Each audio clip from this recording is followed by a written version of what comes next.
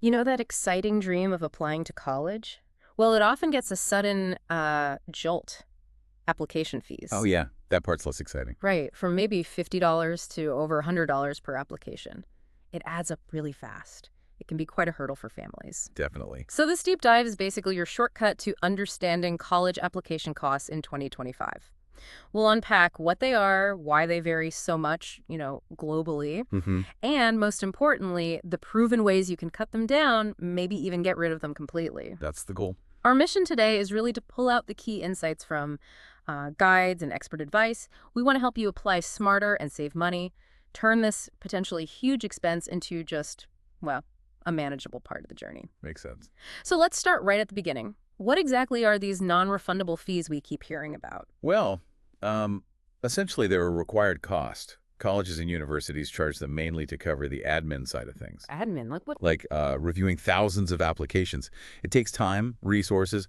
It also helps manage the sheer volume, Yeah. and it funds the admissions office's budget, keeps the lights on, basically. Okay, so it's operational. Is this mostly a U.S. thing or is it global? Oh, it's definitely global. In the U.S., the average is maybe $45 to $75. Yeah. But yeah, elite schools like Harvard, MIT, they can be $85, even $100. Wow. Public universities are usually a bit less, maybe $30 to $65. But then look outside the U.S. Canada's OUAC platform. That could be CAD 150 for 3 universities. Okay. The UK's UCAS is £27.50 for up to 5 choices, which is pretty efficient. And Australia, you're often looking at AUD 50 to 100 per application. So yeah, it's everywhere. Okay, so besides the obvious, like private schools costing more than public, what else really drives these costs? What are the key factors? Well, the country or region itself is huge. Think exchange rates, local admin costs, government policies. They all play a part. Right. And international students, they almost always pay higher fees than domestic students. That's pretty standard. Int- Also, how you apply matters. Centralized platforms, like the Common App here or UCAS we mentioned, they can sometimes reduce or combine fees compared to applying directly, one by one. Ah, okay, that's useful. What else? And then there's supplemental stuff. If you need to submit a portfolio or take extra entrance tests or write more essays, that adds to the processing cost for the university. Right, more work for them. Exactly. And that often gets reflected in a higher fee. Okay, so we get why they exist. Now, the big question, how do students actually, cut these costs? Are fee waivers really a thing people can get? Absolutely. Fee waivers are a huge one. And honestly, a lot of students don't even realize they might be eligible. Really? Yeah. For U.S. applicants, there are forms from the College Board or NASCAC. If you meet certain financial hardship levels, you can qualify. Okay. What about international students? For international students, it's often best to email the admissions office directly. You'll likely need to provide some proof of financial need. There's this great quote from an educational consultant, Jonathan Sims. He says, "It's not about asking, it's about knowing the right place and method to ask."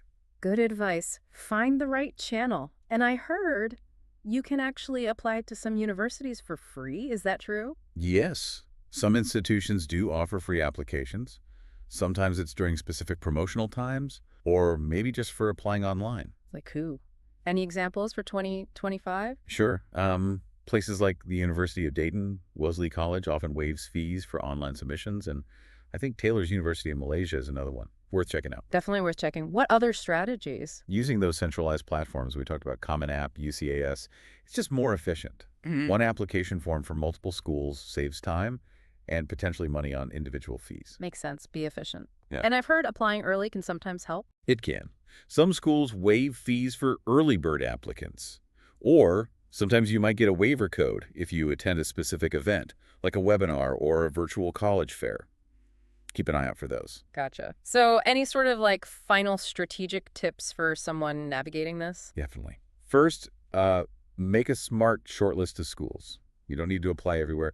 Maybe 6 to 8 schools is a good target. Okay. Think like maybe 2 reach schools, the ambitious ones. Then 3 match schools where you're a good fit. And 3 safety schools where you've got a really strong chance. Reach, match, safety. Got it. Then for every school on that list, find out their fees early. Make a budget. Yeah. And track all the deadlines like crazy. Maybe use a spreadsheet. Good idea. Stay organized. Crucial. And always talk to your school counselor. They often know about specific support for low-income students and can help with waiver requests. Great resources. Now, thinking bigger picture, what's the sort of broader impact of these fees? Well, it's significant. Dr. Alicia Warren, who's an admissions director at Columbia, she highlighted that application fees are among the biggest obstacles that are not addressed during the college admissions process. Wow. Not address. Yeah.